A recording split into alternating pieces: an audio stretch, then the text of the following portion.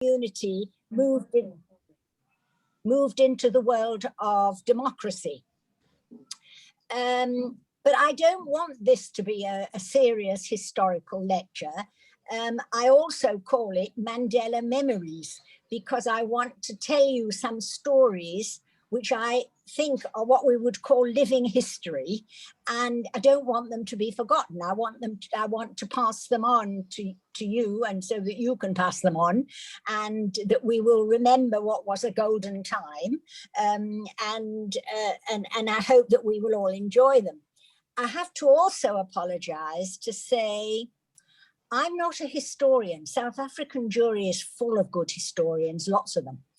I'm not one of them. I'm just an observer. I'm a Johnny come lately who only came to the country 32, 33 years ago, and had the position of a privileged observer. I was in a position where I could see what was happening, and that's how I collected the stories that I'm going to tell you. And my last bit of apology, and I want you to take this quite seriously. I'm sometimes, when I give this lecture mostly overseas, and when I do, I always say the same thing. I'm a bit harsh on the South African Jewry pre-democracy. And I'm sorry, I don't mean to upset anybody. I don't mean to insult anybody. I just want us to remember how things were. It's another thing that we need to pass on to our children and grandchildren and great-grandchildren, and we need to remember it sometimes. So I would really, I really would like you to take that. Don't be cross with me, that's what I'm saying. Or if you are cross with me, understand, if you can, you know, where I'm coming from.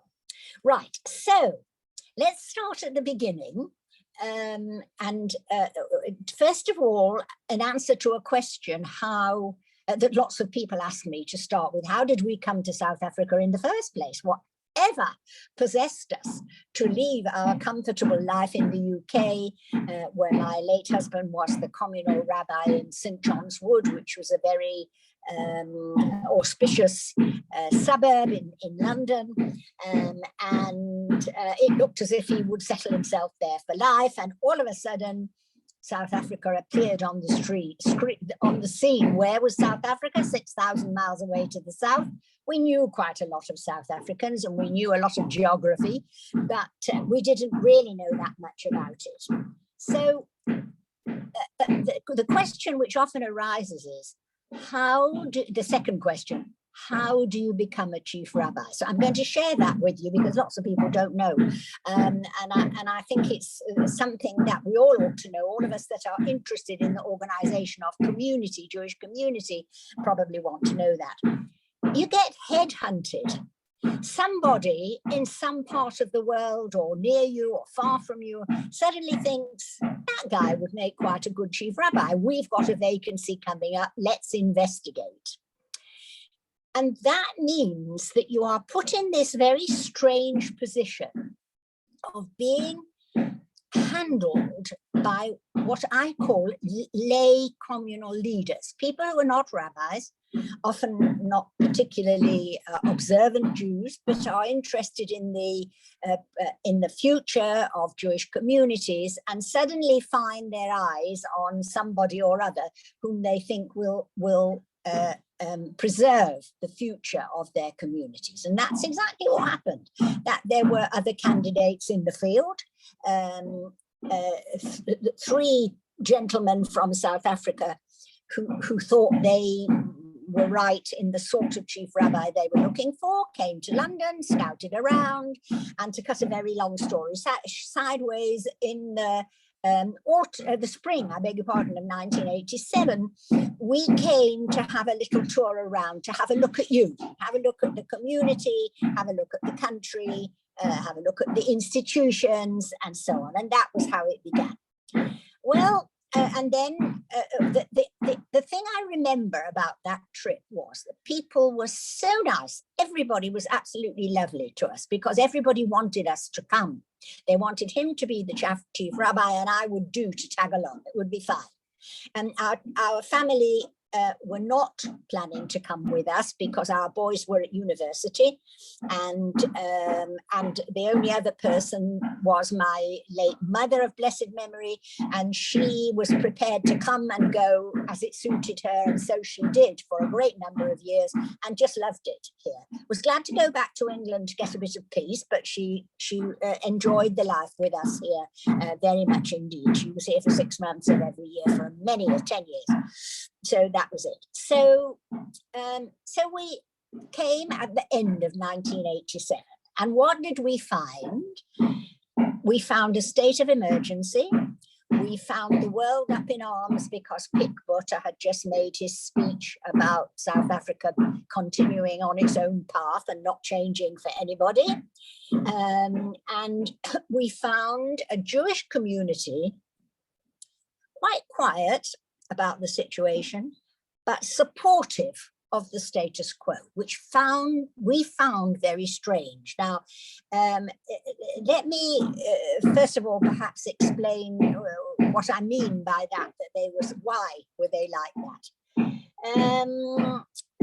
There was, generally speaking, in the community a distrust of liberal talk. People didn't talk about change in the Jewish community, and if they did, it ended up in an argument round a dinner table on a Friday night.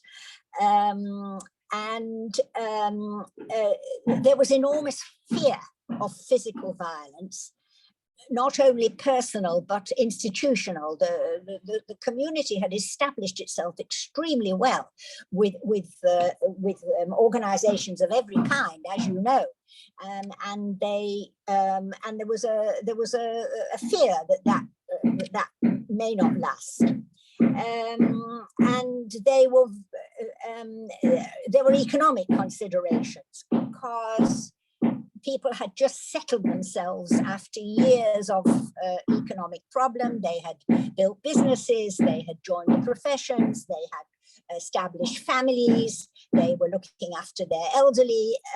They needed to continue on the same economic strain that they were in. And at the time, there was a very good relationship with the State of Israel, which pleased them. Although from the start it was quite clear to us that the Black South Africa allied very firmly with countries like Cuba and Palestine and the USSR, and we understood that entirely because they were the only countries who actually gave the ANC credence. Whereas where we came from, the late Mrs. Thatcher and others of her ilk did not agree. They agreed that apartheid should end, but they did not agree that the ANC should come to full power. There was a quite great difference in that. Now, why did we notice all this? Well, I'm going to talk about us now because I just think it's at the basis of all that I think and all that I believe. My late husband and I were born at the beginning of the Second World War. And so at the end of the Second World War, when all the horrors and difficulties were revealed, we were just in school. And so we grew up in an era of 10, 15 years of a growing liberal, in inverted commas, liberal belief that there had to be social change, that men came back from fighting if they did, and they needed decent jobs and needed decent housing. The world was full of refugees. It had been full of refugees before, but now because of communication and the media, it became perfectly obvious that it was full of refugees that needed settling. There was the class structure of countries like the US and the UK was no longer wholly appropriate. And we were brought up in that feeling that it was all right to think liberally, to think to the left. And when you're brought up like that, even when you come to another country where you find the situation is a bit different, the belief sticks. And I thought that I wanted to say that to you. Also, there's also a religious connotation there. I bit Diana's head off yesterday because she poor Diana, because she had put out the notice of me speaking to you with the title Rebetzin. Now, I never use that title, and please call me Anne. Or if you're desperate not to call me Anne, call me Mrs. Harris. The reason is that I never, while my husband was in office, I used the title where necessary. But I never wanted to be the sort of rabbi's wife who passed on my religious feelings. There are many who do it extremely well, but it was not my scene, it was not my field. Although I'd had a good religious education, I did not want to do it, and I still don't. But both my husband and I were very interested in the topic of a little book which he wrote called The Jewish Obligation to the Non-Jew. That Judaism is not stuck in the shul or in the kosher kitchen or in the Jewish school. It is a code of morals and ethics which apply to our relationships and our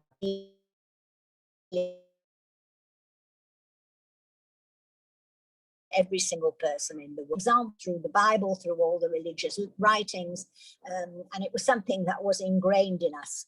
And he was determined to make that the post of his the guiding post of his chief rabbinate. In fact, we have a very funny family story about when he was inducted into office in Johannesburg, in this very big shul full of people, and he preached his sermon, the same sort of topic which he used in all the other shuls that we went to visit. And he always used to say to us afterwards that when he preached about Jewish observance, everybody smiled, because that's what you expect from a rabbi. And when he preached about loyalty to the state of Israel, well, that was even a broader smile, because South African Jews were and are known to be very Zionist orientated, and that was what we had to do, and to be upfront about it. That was that. And the third thing they had to do was to help disadvantaged fellow citizens if they were going to remain in South Africa. And he always said that when he said that, the smiles were wiped off the faces of the congregation, and the frowns appeared and the heads looked down, and he knew that he had a problem. And that was the problem that he worked at for the 18 years of his ministry. And I was thinking, I know it was meant to be a joke, but it wasn't. And that was the way it was. So here we were, we lived in Johannesburg, where there were an unbelievable number of Jewish communities of all different sorts. You could join anything. We just went from place to place. We didn't go to one particular shul. And in the first year, I decided that I would not join anything in particular until I saw how the land lay. I wanted to see what people were doing and look at all the institutions, all the schools, and so on and so forth. And that's what I did. 2 or 3 times every week, I would go and visit places. Sometimes my mother came with me because she was interested in some things and not others. Her greatest love was the Selwyn Siegel home for the handicapped of various sorts, belonging to the Johannesburg Hebrew Kadisha, and that was one of our regular visits.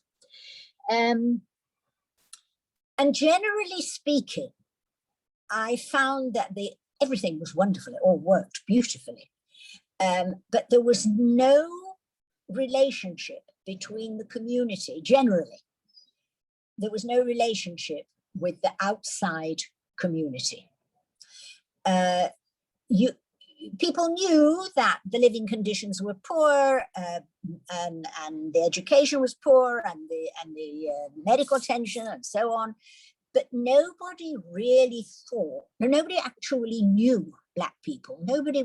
Not many people were friendly with them, or knew anything about their social life or culture. It was not done, and that's the way it was. And I found that quite disappointing. Except that two things happened to me in my first year, which made me realize that there was a split in the community. There were those who thought that what we did was right, and there were those who thought that it's time we spread our wings and looked a bit outwardly. So let me tell you those two stories. We were very socially friendly with the then rabbi in Pretoria. I'm not going to mention any names, but he had been an old friend from student days.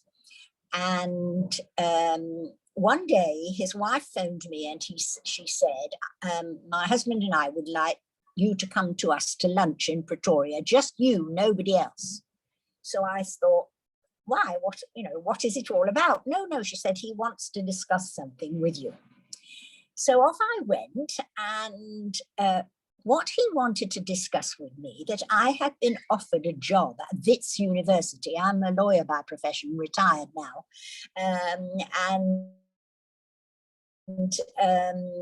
beginning what it was called the Campus Law Clinic, but it was a poor law clinic, and students were trained in it, and it was interesting and very worthwhile job. And I'd been offered the job as one of the team of 4 women who were going to run it. And he was quite firm with me. It was the most uncomfortable lunch. He said, you can't go there. He said, it's a hotbed of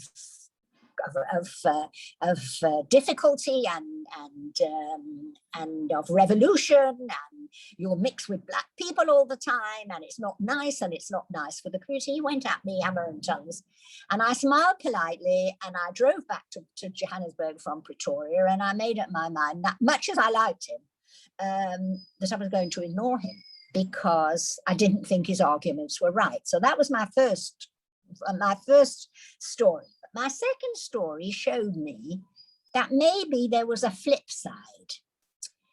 One day I went to visit a nursery school in a suburb of Johannesburg, which had been a very vibrant Jewish area, but as often happens, Jews better themselves, better houses, better gardens, and the suburb was emptying out, and it was colored people, Black people, and Chinese people were coming to live there, and the role of the nursery school was going down.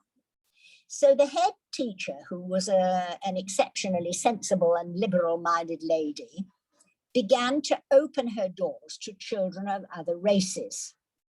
It remained a Jewish kindergarten, but that was what she did. And she asked me if I'd like to come and see it. So one day off I went, and she showed me round, and I had a chat to all the children, and there, sitting in the middle of the big classroom, was a little Black girl of about 4 years old, playing with Play-Doh. I remember distinctly what she was doing, and I stopped, and she smiled at me, and I said, "What's your name?" And she told me, and I said, "Where do you live?"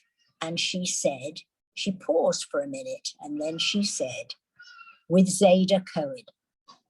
Now, I didn't know Zayda Cohen. I never did. I never ever met him. I met his children. I don't know. I knew who. I didn't then know who he was. I do know now, but I smiled to myself that here in this strange huge anti-liberal country, there were Jews who were looking forward and realizing that they had to do something for disadvantaged people. And this child was the daughter of one of his domestic workers, and this was his way of pointing to the future. And so those two stories made me realize that we had come to a place with a very, very divided community where people were often quite diffident to say what they thought for fear of upsetting anybody else, for fear of rocking the boat, as it were. Although there were there were many Zeta codes, there were many people who in their homes and their businesses and their communities did all they could to alleviate the plight of their fellow citizens. But there were also many who didn't. And that was that. So I'm now going to move on to the next story, which is something a little bit different. One of the things that we noticed was that, on the whole, the Jewish communal institutions, like the Board of Deputies, and I say that a bit reluctantly because I'm now a council member of the Board of Deputies, and I'm sorry that it was like that, but there was a reluctance to become involved in the political situation, because the leaders then felt, apart with the one enormous exception of the late Izzy Maisels, most of the leaders of this organization were scared, as I say, to rock the boat, and that was what it was. So during the middle of 1989, there was a move in the general South African population, white, to make overtures to Black people, to members of the ANC, to try to push the government to change the circumstances and so on.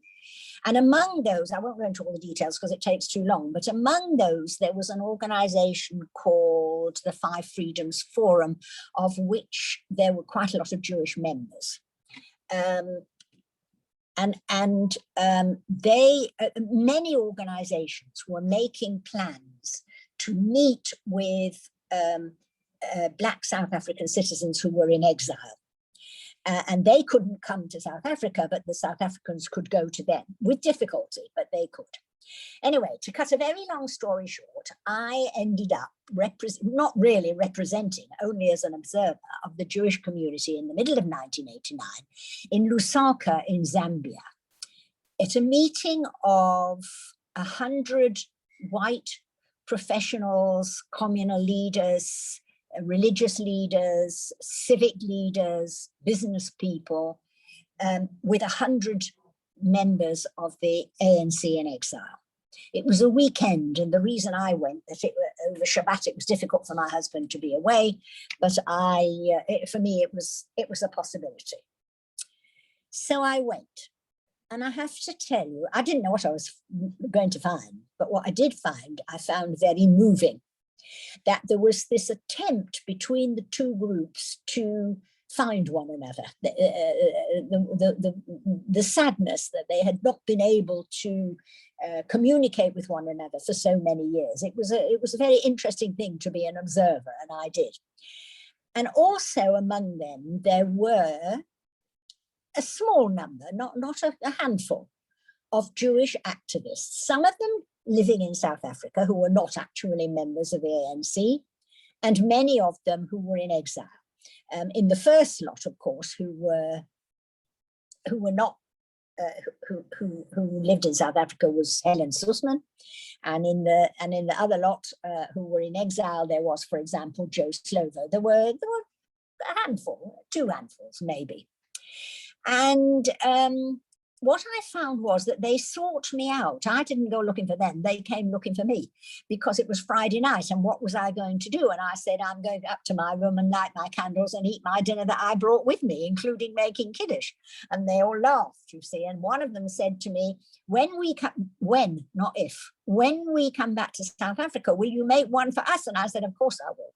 And you'll tell me what it is that you want to eat. And we even planned the menu, and that was it. Now, more important than that, during the course of the next day, I was summoned to meet the then president of the ANC, who was the late Oliver Tambo. If you remember, he was president of the ANC all of the years that Mr. Mandela was in jail. And I was actually quite nervous of it because I was not the official Jewish representative. I didn't want to say anything that might compromise the Jewish community. So all I could do was give information. But it was a most interesting conversation, and his secretary took a note of everything I said, mostly about the needs of Jewish communities. When Jewish communities settle in diaspora countries, what is it they need? They need shuls, they need cemeteries, they need schools, they need kosher meats, they need the ability to give money to charity, all kinds of things like that. We discussed all things like that. And he was so sympathetic and so agreeable to everything. We became friends. We remained friends until his death. It was a very, very interesting connection. So that happened then. So what is interesting is that when I came back, when we all came back, it was only a weekend of 3 days, I thought that the Board of Deputies and other people in the Jewish community, like the rabbis, would be interested in what I'd found there. I mean, it wasn't dangerous and it wasn't offensive in any way, and I was quite happy to talk about it. But nobody wanted to know. They were all so scared, and I was so pilloried by it all, that we seriously considered not remaining in South Africa in this community that didn't really see that there was going to be a change. They kept on, it was like keeping their eyes firmly shut. Nothing was going to happen. And in fact, the only person who debriefed me properly was the then Israeli ambassador. He came from Pretoria to Johannesburg, and we sat in my husband's study, and he asked me all the questions that everybody else should have asked me, and it was extremely interesting because he needed to know. But as far as the Jewish community was concerned, it was a no-go area, even then in 1989. But of course, as you know, at that time, Mr. de Klerk had his vision, and he was working on his early 1990 decision to release Mr. Mandela from Robben Island and to unban the ANC and so on and so forth. And that happened. And so during the next months, 1990, 1991, gradually, preparations began to be made for the new era. And that was where my husband was able to cement his friendship with Nelson Mandela, which I'm going to tell you about. I'm just going to pause for a moment and ask whoever's doing the automatic viewing of this, if I put this photograph here, can you see it? Would somebody like to tell me if they can see it? Yes, we can see it. Good. Well, I just thought I would show you that because it's about this time, you know, that things began to move in that direction. And you know who the two people are, I don't have to tell you that, right? So that's that. So how did that situation arise? Well, my husband had a lot of organizational experience. He wasn't just a rabbi. He knew a lot about youth and education and armed services and broadcasting and welfare work and so on. And so he got drawn into many of the committees attached to CODESA, the conference for the writing of the new constitution, to advise as it went along. And in addition to that, he became very friendly with Archbishop Tutu. Now, don't grimace. I know that poor Archbishop Tutu is now not in our very good books, but those days were different. And there are lots of reasons why he is as he is now, which we're not going into because this is not the time and place for it. What it did was it drew my late husband into the periphery of the preparations for democracy. And at that time, he realized that if the Jewish community was going to remain in South Africa and flourish, it needed to accept the new situation.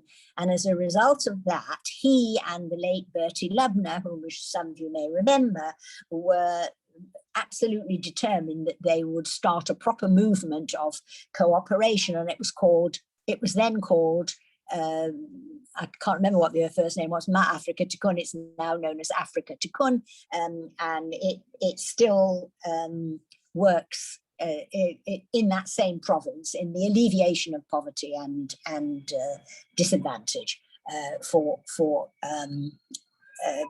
suffering families. It's family care. We call it from cradle to career. So that's the way it is. Right.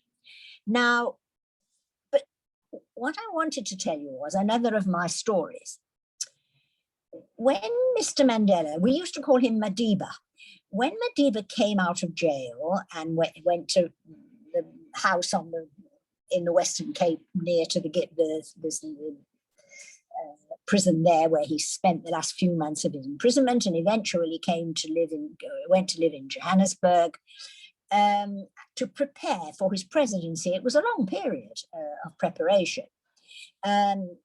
You have to remember that he had been out of normal life for 27 years, so that he needed to learn what life was like to have a few coins in your pocket and notes in your wallet and speak clearly, speak safely on the telephone and stuff like that. It was really a psychological drama, and yet, and of course, people wanted to be friendly with them, and many of the people he remembered from his youth, who had been kind to him, were Jewish. And of course, they had not been, with the exception of Izzy Maisels and one or two others, what you would call foremost members of the Jewish community. They were actually on the fringes, and but he knew them as Jews. And the one I particularly want to remind you of, gosh, because of my age, his name has gone out of my mind. He was called Leza Sidelsky. Now, in the years when Madiba, before he went to jail, had been a law student, first at Wits, then needing to have what we used to call then articles to become an attorney. It was extremely difficult, virtually impossible, for a black young man to get on the trail of that, as it were. And through a couple of introductions, Leza Sidelsky took him over. He was an attorney in the center of Johannesburg. He was not one of the big time law firms. He was a small practice. And he took Madiba as an article clerk. But that wasn't all. He realized that this young man came from a very difficult background. So he provided the necessary clothes. He provided the fees for the examinations and for the registrations.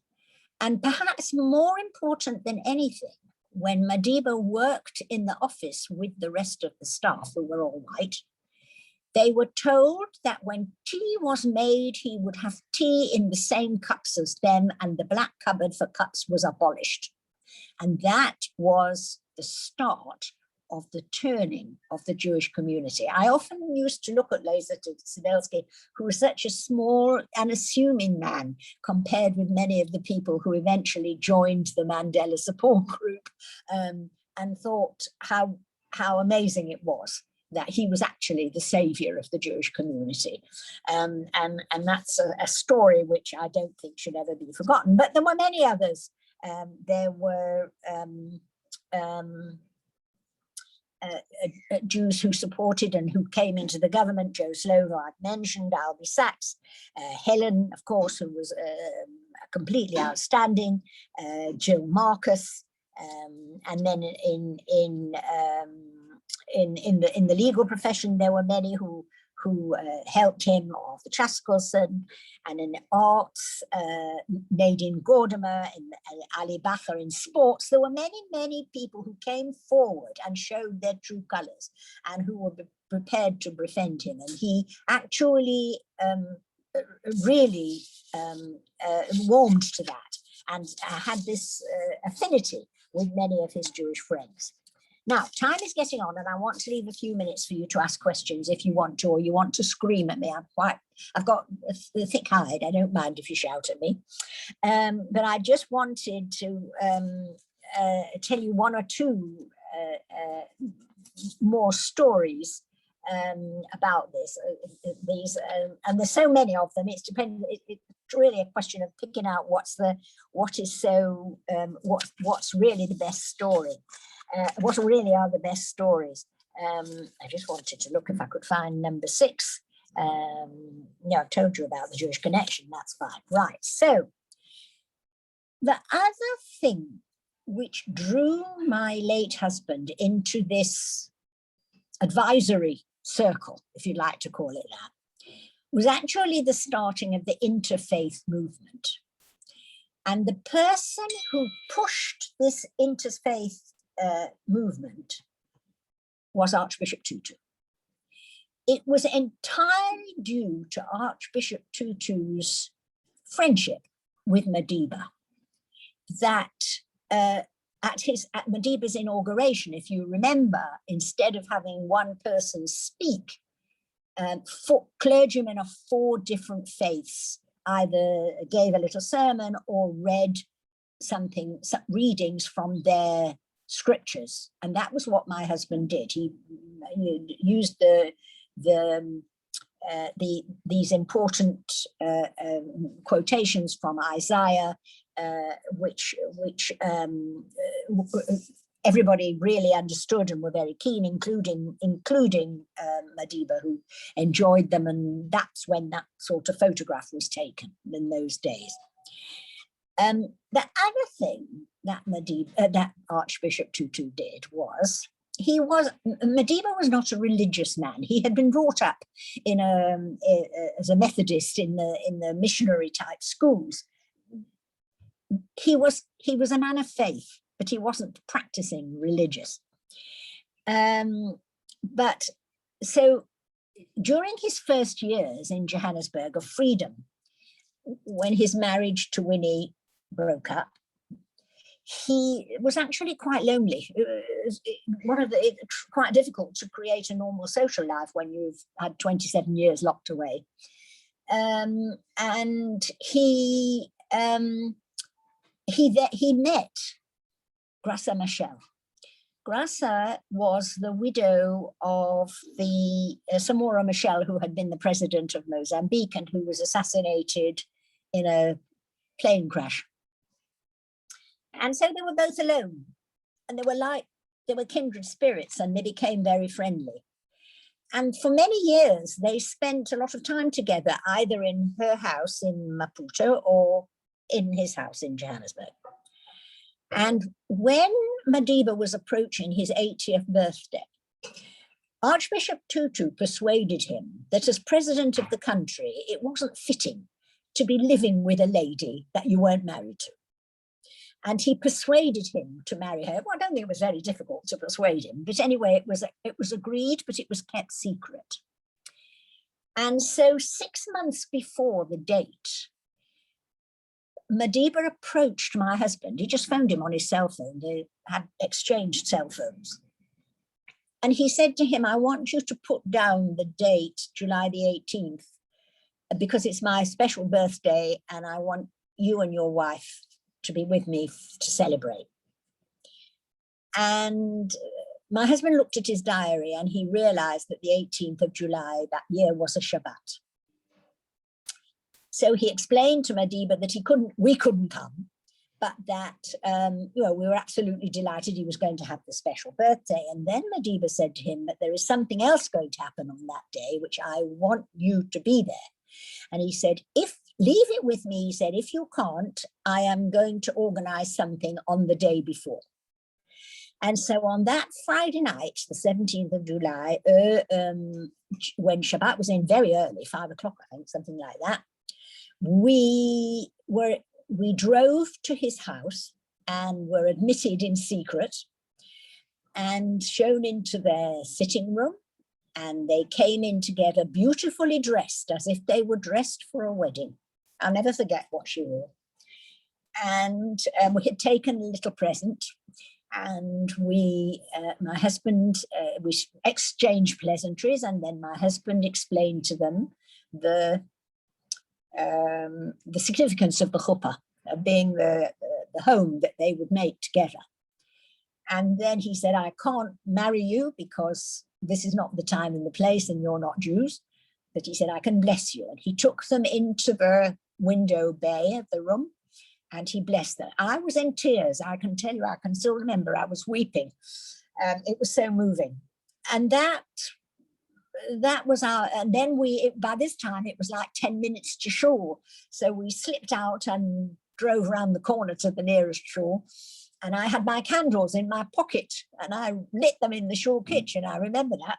And Shabbat came in, and I remember one of my friends in the shore saying to me, why are you all dressed up like that? And I said, oh, we've got visitors coming to dinner. But I didn't really tell them why, because we were sworn to secrecy until the next day when the news broke that he was married by Archbishop Tutu and one or two other clergymen in the house there, in the same place. And that was the story I wanted to share with you. Very, amazing things happened. So now one or two more stories, and then I'll leave you to ask a few questions if you want to. I want to tell you the story of Constance. Now, I have heard other people tell the story about other people, but I know it happened.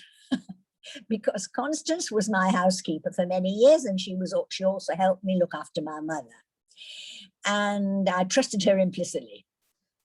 And on one Rosh Hashanah morning, shortly after Madiba became president, it was very early in the morning, but we had already gone to shul because we were walking a long way.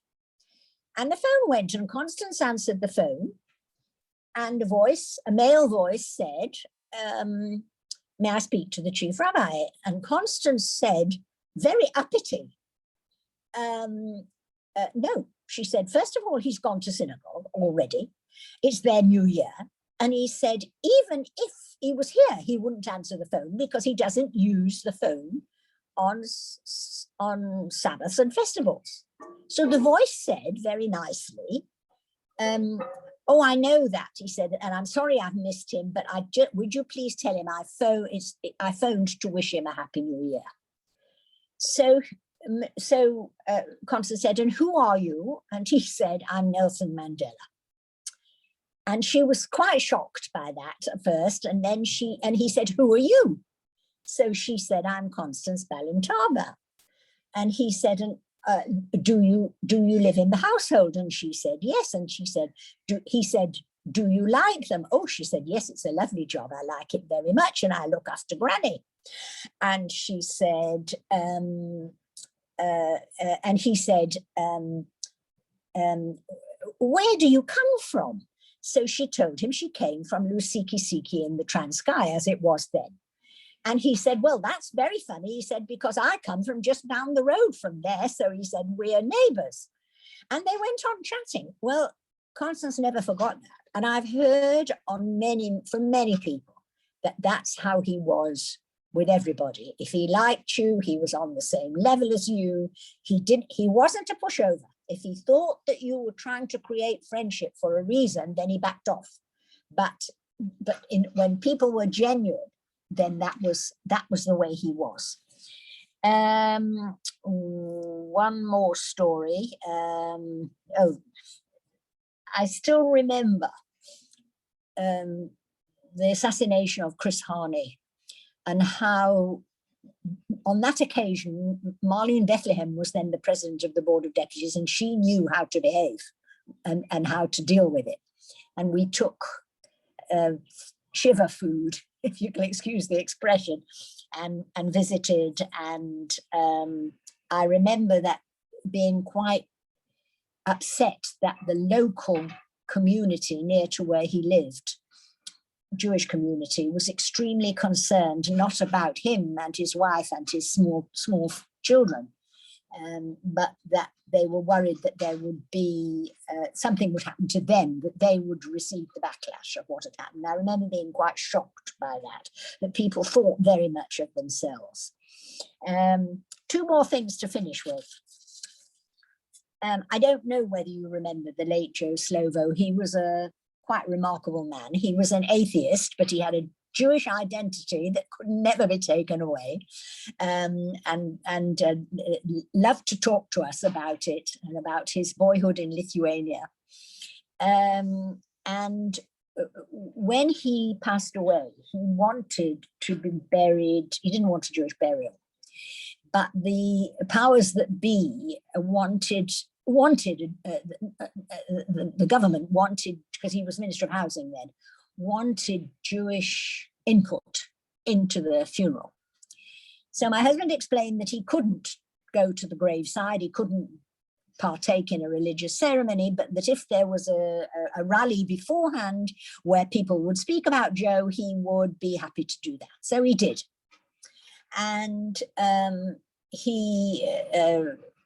his speech was very much in favor of Joe's humanitarian and charitable work, and that many Jews would do well to, many religious people would do well to learn from his example.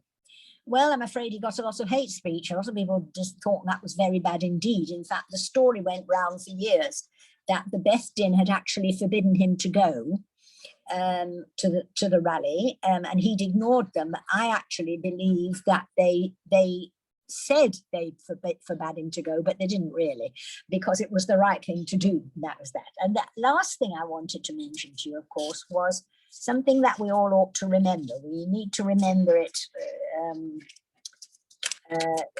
It's one of the things that we need to remember always, and we should keep it, read, keep it in our things to read. You may remember that the Truth and Reconciliation Commission. I went a couple of times to hear the stories on both sides of what had happened. It was very moving. But then towards the end, there was a faith hearing where the leaders of the various South African religious communities went and spoke on behalf of their churches. Very, very difficult for them. And my late husband was asked to go. And he said yes, but he would like to put together a team, because he was not born South African. He thought that there ought to be born South Africans with him, and he took two young South African rabbis with him, Rabbi Louis Furman and Rabbi Ron Hendler. And he spoke. And one of the things he said was, he apologized for the Jewish community, which annoyed a lot of people in the Jewish community very much indeed. But in fact, what he said was, the Jewish community did not initiate apartheid. Many did not agree with it. Many found an awkward tension with it, which forced them to leave the country. But most of the Jewish community, individually and collectively, benefited from it. And we should never forget that. Now, that's all I'm going to say. If anybody would like, we've got about 5 minutes left. If anybody wants to shout at me, that's fine. Or want me to tell another story. Any questions for Anne? Yes, I would like to say something, please, Anne. Yes, go ahead. When you and your husband were visiting, your husband was visiting the various Jewish communities, synagogues and so on, and they were all happy to hear about Israel. and about kashrut and so on, but not happy to hear about having any initiatives to help the poor. Rabbi Weil from the temple had already opened the school in Alexandria. Yeah. And I remember that Mrs. Sherman, Rabbi Sherman's wife, I don't know, they were working there and they were teaching and so on. So they were actually ahead of the Orthodox in that respect. Yes, indeed. Now, I want to answer that because I want to endorse what you've said. I should have said it before. One of the things we found from when we first came here, that in terms of the Orthodox rabbinate, there was no leadership in that regard whatever. It was just ignored.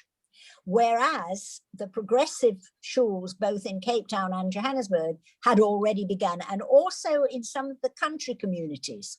There were small movements, but they were there. And that was why my husband and Bertie Lebner went push to get Africa Tikkun off the ground, not because nothing had been done, but because it needed to be seen to be done.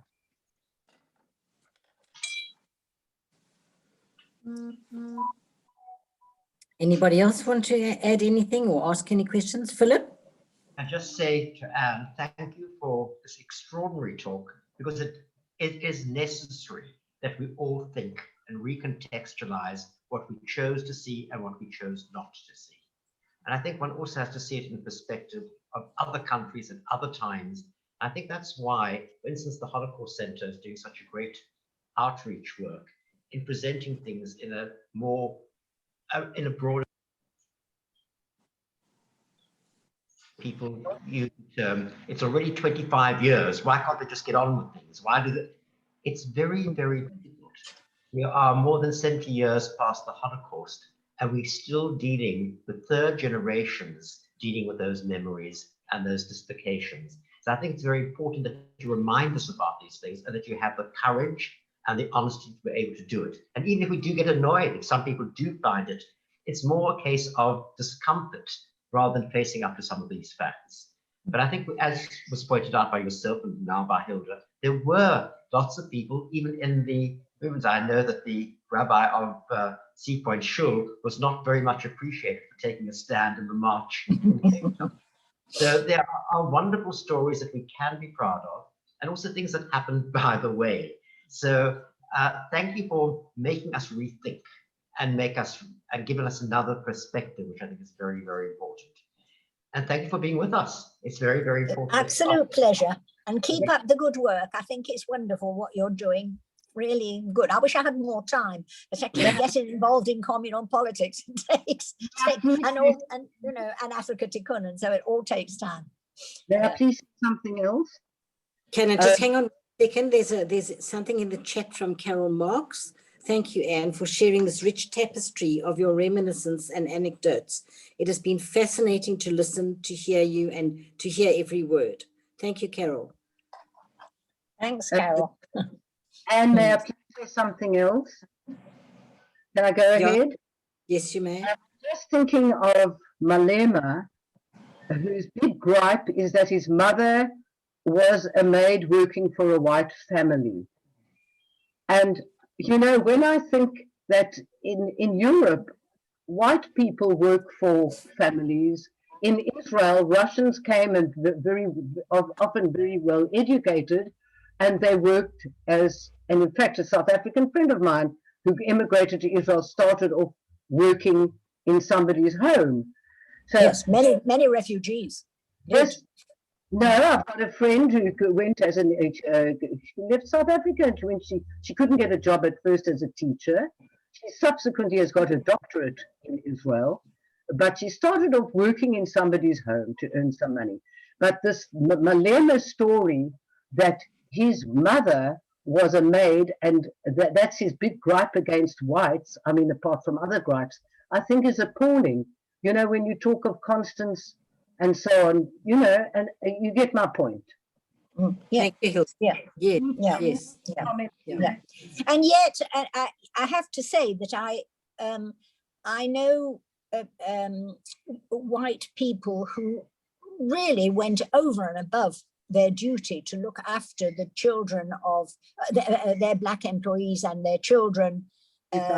Quite remarkably, I have to mention, because some of you may remember him, the late Isaac Resnick was he was the secretary of the executive director of my husband's office when we first came for many years. And he was a bachelor, and he lived with his mother, and they had a carer who looked after his mother, and the carer had a little girl. And unfortunately, the carer passed away, and Isaac adopted this child and saw her through school and university. Now she's one of the new middle class, bless her, with a good job and so on. It only needed a few people to do that. Right. And I've had in the chat here, it says, please come and talk to us again. I know how busy you are, but I'm sure that you would do it later on in the year or early next year. Yes. Hopefully it won't be in Zoom. And then Felicity Israel has said that Rabbi Harris gave the most wonderful sermons. Would it not be possible to release his sermons or his memoirs? Oh, now I must tell you, this is such a problem for us as a family. I can tell you exactly. He never wrote. He was an enormous preparer. He never said a word without preparing it. But it wasn't prepared it was very rarely written out. It was in notes on cards like that. There were notes like that in a card index, and none of us can read them. Neither me nor my children nor scholars, none of us can read them. So we've been trying for ages to be able to look through them and see what we could publish.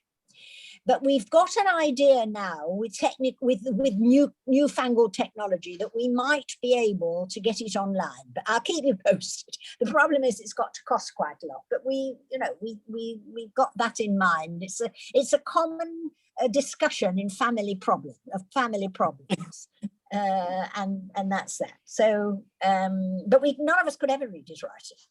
And you see, some of it's Hebrew, some of it's in English, and you can't even see which is English and which is Hebrew. So difficult. But he read it.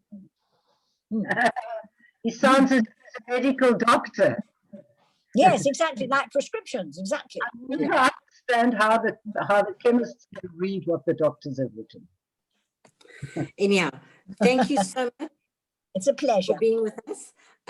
Just to say, we really enjoyed it, and not only was it was so interesting, but so great to hear the different little anecdotes that you had of Madiba's life and how privileged you were to have known him personally. Really, really special. This afternoon's concert is one not to be missed. It is fantastic. It is Dean Martin at his best. I watched the whole thing last week just to see if it was great, and we chuckled the whole evening. So if you want to be uplifted, join us this afternoon at 2:00 if you haven't got load shedding, and enjoy a concert this afternoon. Tomorrow's Yiddish at 10, and then I'll have sent out the program for next week, which you will receive either late today or early tomorrow morning. Otherwise, thank you everybody for joining us. Yes, I think that's wonderful. And I'm now going to London to the Commonwealth Jewish Council for a couple of hours. So it's never a dull moment. Isn't that wonderful? You can be anywhere and enjoy a cup of tea. Yes, home while you do it. Yeah. Yeah. All right, everybody, thank you for joining us. Everybody. Nice to be with you. Bye-bye. Bye, Philip. Bye-bye to everyone. Diana. Thank you. Thank you. Marlene, lecture this evening. Can I send you the link for anyone who wants to listen? Send it to Amanda and she can forward it. She's talking about her relationship with Madiba, and she took him to Israel. Okay. Thank you. All right. Thanks, everybody.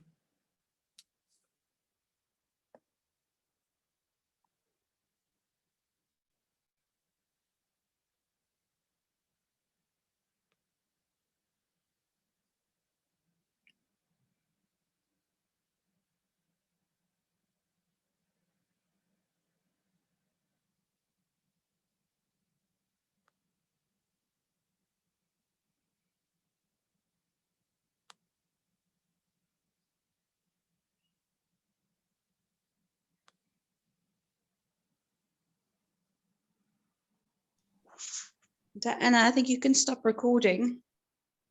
Okay, doke.